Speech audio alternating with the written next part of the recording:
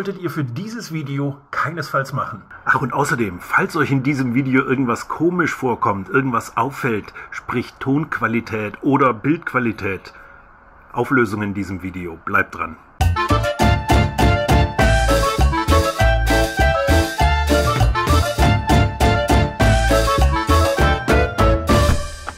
Ich habe mir wieder was gekauft.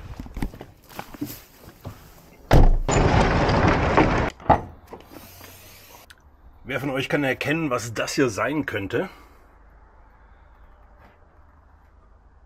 Ich hol's mal raus.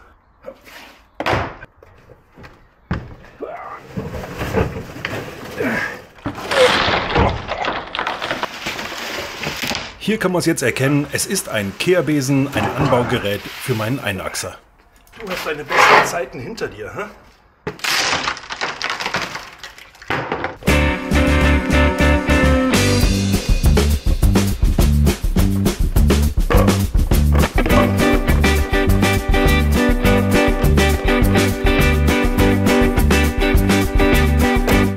Mein Einachser, das ist eine Agria 3200, bei der kann ich diesen Lenkholm nach vorne oder nach hinten stellen, je nachdem, was ich für ein Anbaugerät habe.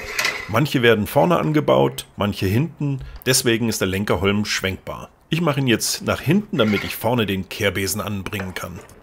Das ist ein ziemliches Gefriemel und ja, da muss man eigentlich zu zweit für sein, weil so einfach andocken ist nicht. Das hat mich Nerven gekostet. Wahnsinn. Jetzt.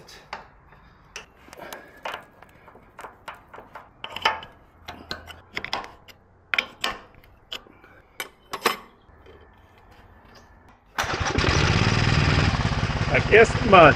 Das ist halt eine Agria.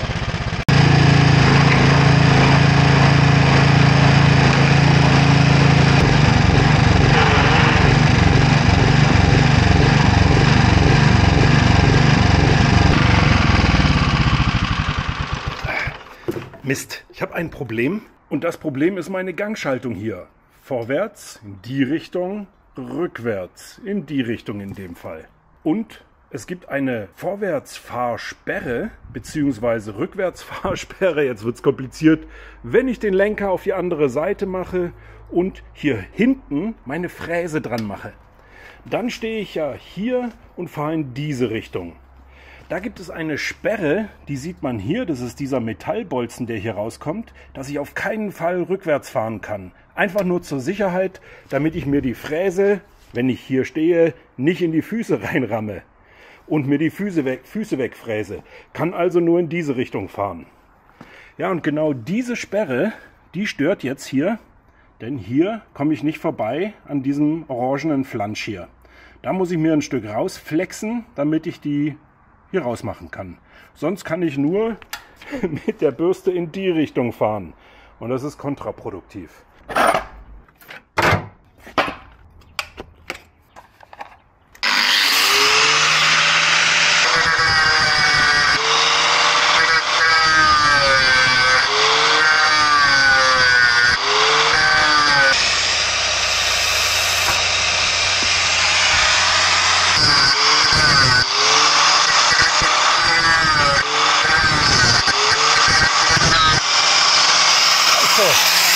Jetzt habe ich doch glatt ein Stück zu tief gefräst. Ich dachte, da wäre viel mehr Material drauf. Jetzt bin ich durch das Gehäuse durch und es läuft Öl raus. Das muss ich jetzt einfach wieder zuschweißen.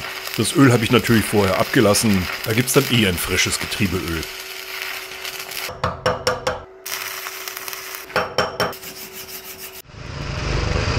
Schlussendlich habe ich es hinbekommen. Die Maschine läuft und ich mache einen ersten Versuch mit dem Besen und ich muss sagen, das Ding hat Power. Das haut ordentlich was weg.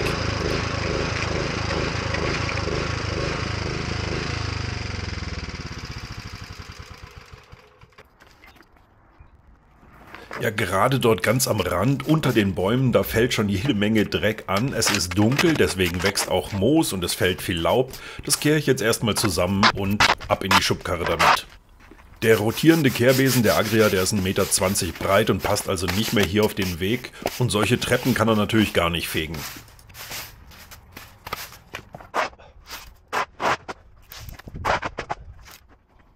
Ja, was ein Käse, hä? Aber schlussendlich hat es jetzt funktioniert. Das Ding, was soll ich sagen, war es ein Fehlkauf? Was habe ich bezahlt? Mein Fazit. Den Hof macht schon schnell und ordentlich sauber. Und diese Borsten hier, die gehen auch gut in die Ritzen rein, holen da den Dreck raus. Vor allem wächst bei mir hier so eine Menge Moos dazwischen. Hier sieht man's. Und hier bin ich mit der Bürste drüber. Da ist noch ein bisschen was drin. Aber es sieht schon deutlich sauberer aus als hier, wo ich nicht drüber bin.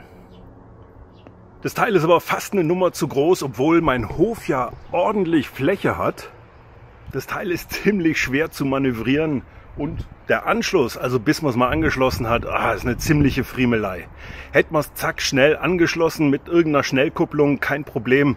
Aber ich bin bestimmt 5 Minuten hier beschäftigt, bis ich das endlich an meiner Agria habe. Gezahlt habe ich für diesen Besen hier, ratet mal, ja, es war sogar ganz günstig, 350 €, 400 Volt auf 350 habe ich ihn runtergehandelt. Das war über eBay Kleinanzeigen, VB.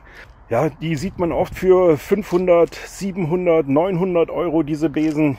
Hier sind sogar die Borsten noch gut erhalten. Aber ob das Teil wirklich hätte nötig sein sollen, ich weiß ja nicht. Ich werde berichten, wenn ich ihn jetzt öfters mal im Einsatz habe. Der Hof ist schließlich nicht gerade klein. Und mit so einem Kehrbesen kann man auch wunderbar im Winter den Schnee wegräumen, solange er nicht einen halben Meter hoch ist. Aber so 15 Zentimeter schafft er locker. Und außerdem, der komplette Film ist mit einer neuen Kamera aufgenommen und ich wollte euch mal fragen, was ihr sowohl von der Tonqualität als auch von Bildqualität haltet. Ihr seht hier, ich filme damit. Es ist eine Insta360 Go 3. Ist ziemlich praktisch, denn sie hat einen aufklappbaren Bildschirm. So kann ich mich immer sehen. Sie hat ein Kameramodul, das kann ich hier rausnehmen. Ist magnetisch, kann ich irgendwo dran heften.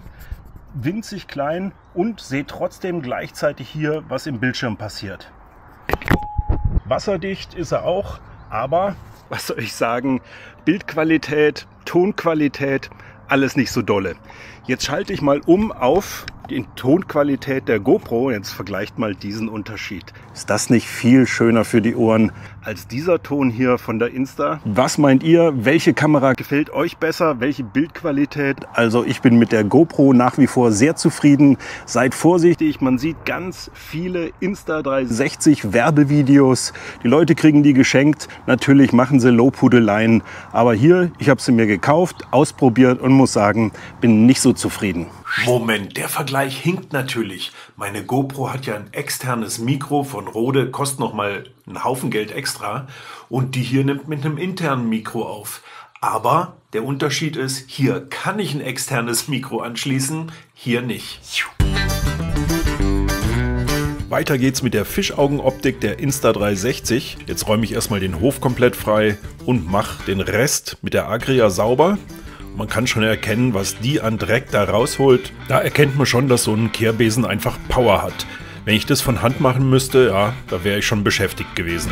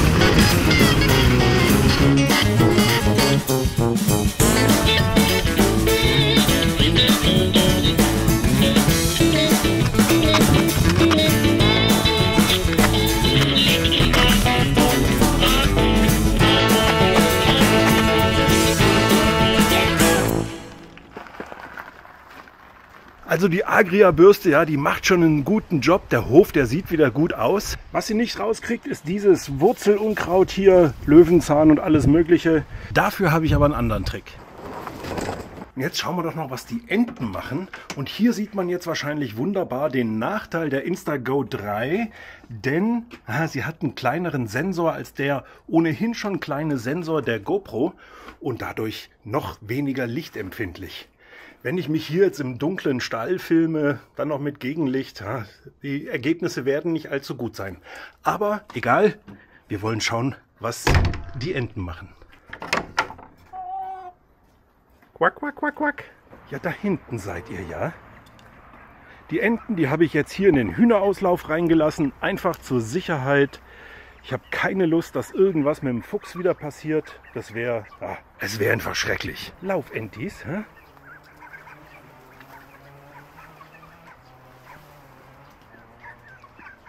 Ja, mit Teich. Endlich. Wie gefällt's euch? Nur zur Info, ich schalte jetzt mal auf mein iPhone um. iPhone 13, damit kann ich auch ein bisschen zoomen und die Enten besser filmen.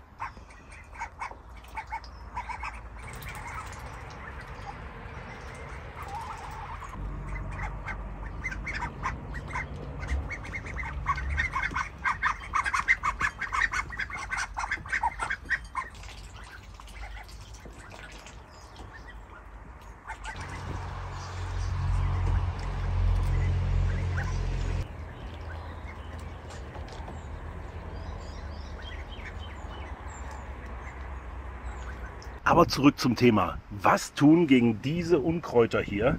Und man kriegt sie mit Wurzel hier auf gar keinen Fall raus. Reißt immer ab. Die verankern sich unglaublich gut zwischen diesen Steinen. Was helfen kann? Feuer. Hält sie eine ganze Weile drauf. Aber bei so vielen Pflanzen und teuren Gaskartuschen ist es nicht wirklich eine Lösung. Zudem, ich habe es getestet, sie kommen wieder, weil die Wurzel eben nicht kaputt gemacht wird dadurch. Es ist nur eine temporäre Sache. Ich habe eine andere Lösung.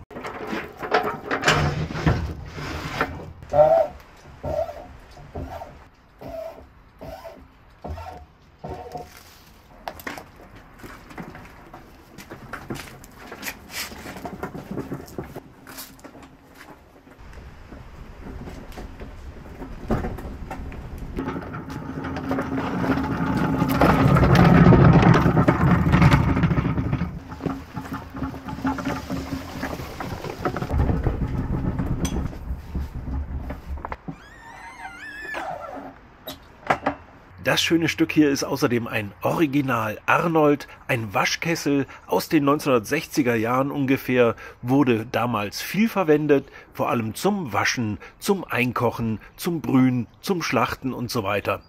Es macht nichts anderes als unten ein Feuer, oben ein großer Kessel, mit dem man heiß Wasser machen kann. Die Waschkessel hier, die findet man auf eBay noch recht häufig, sind so für 50 bis 200 Euro ungefähr zu finden, aber denkt dran, sie sind sauschwer.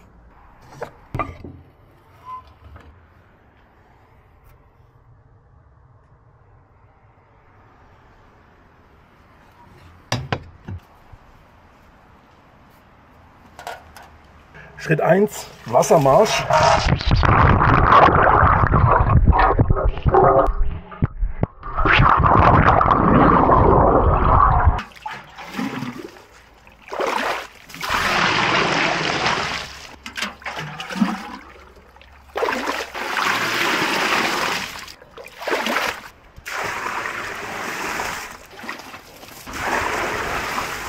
Schritt 2.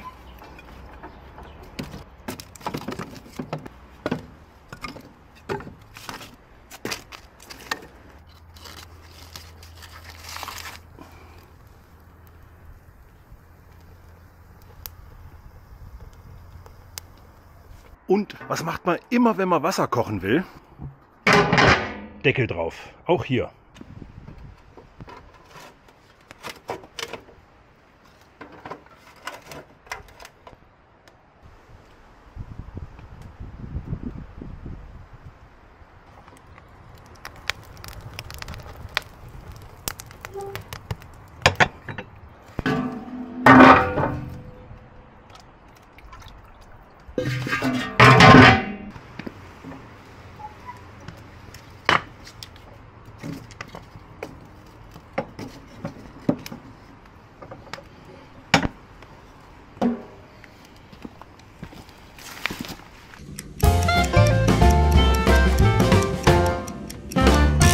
Und jetzt checken wir mal, was das Wasser hier an Temperatur hat. Packe ich mal dieses Thermometer rein.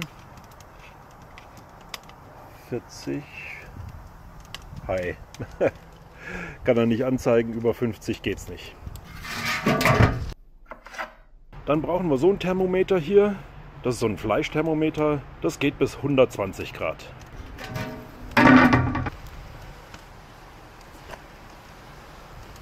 ,90, 95, also wir sind kurz vorm Kochen. 98 Grad, ja, das ist super. Fast 100 Grad.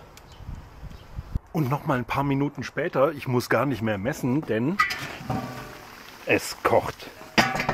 Und das kochende Wasser kommt jetzt in die Gießkanne.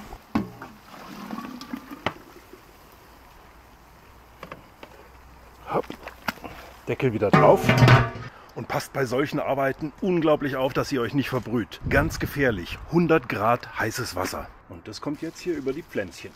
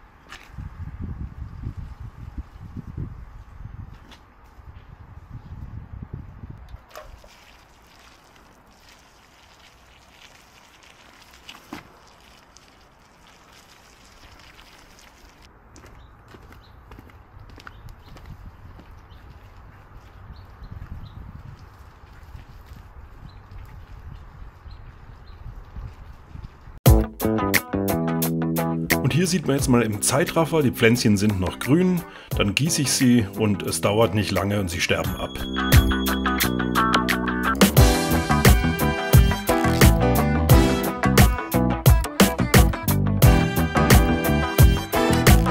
Und dann kommt noch eine zweite Ladung drüber.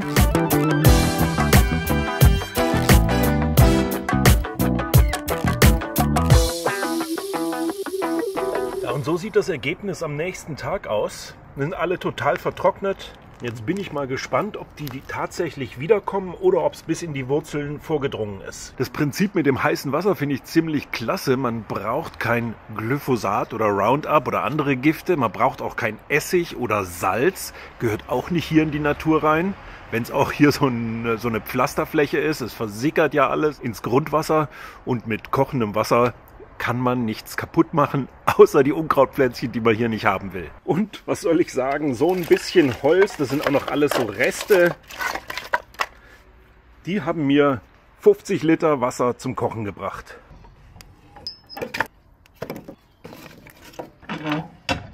Oh, und es kocht schon meine nächste Charge.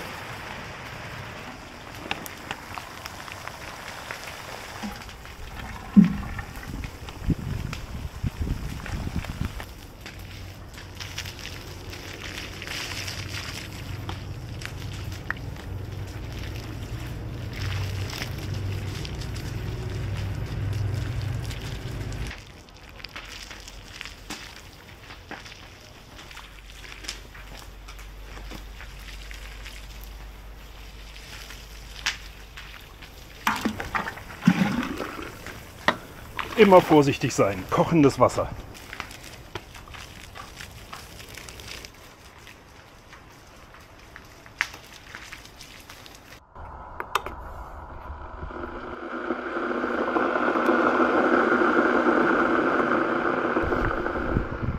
Das Ganze jetzt hier mit einem Wasserkocher zu machen, ist nicht wirklich wirtschaftlich, denn man braucht schon einiges an Wasser für so eine Pflanze.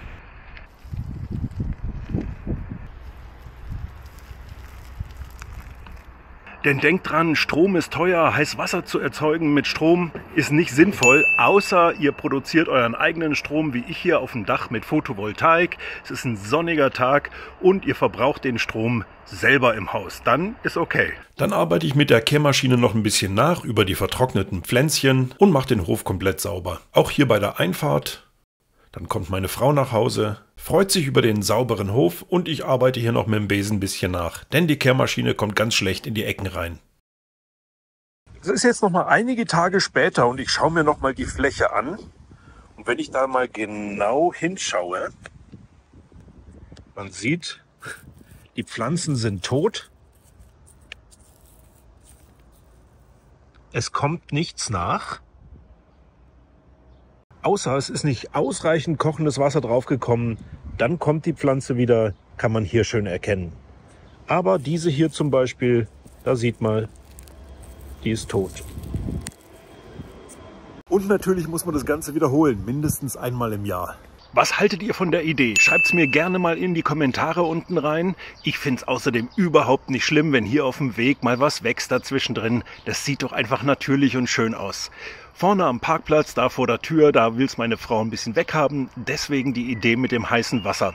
Vielleicht habt ihr noch eine andere Idee, wie man es ökologisch wertvoll auch noch wegmachen kann, wenn man es nicht mehr mit den Wurzeln rausgezogen kriegt. Ansonsten ist das manuelle Entfernen, also das Rausziehen mit Wurzel, die einfachste Idee. Vielleicht könnt ihr mir was anderes schreiben, vielleicht habt ihr eine tolle Idee. Ich freue mich, wenn euch das Video gefallen hat und ihr mir einen Daumen rauf dafür gebt. Ich freue mich, wenn wir uns das nächste Mal wiedersehen.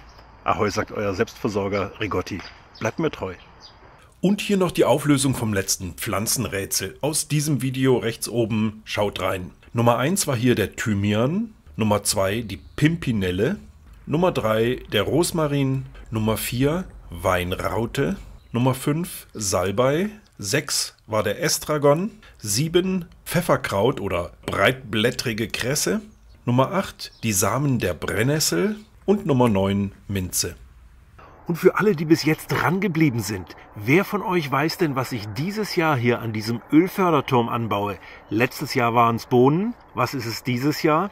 Wer es weiß, schreibt es unter dem Hashtag Honig unten in die Kommentare rein. Zu gewinnen gibt's wieder ein Glas allerbesten Rigotti-Honig. Viel Glück und jetzt tschüss.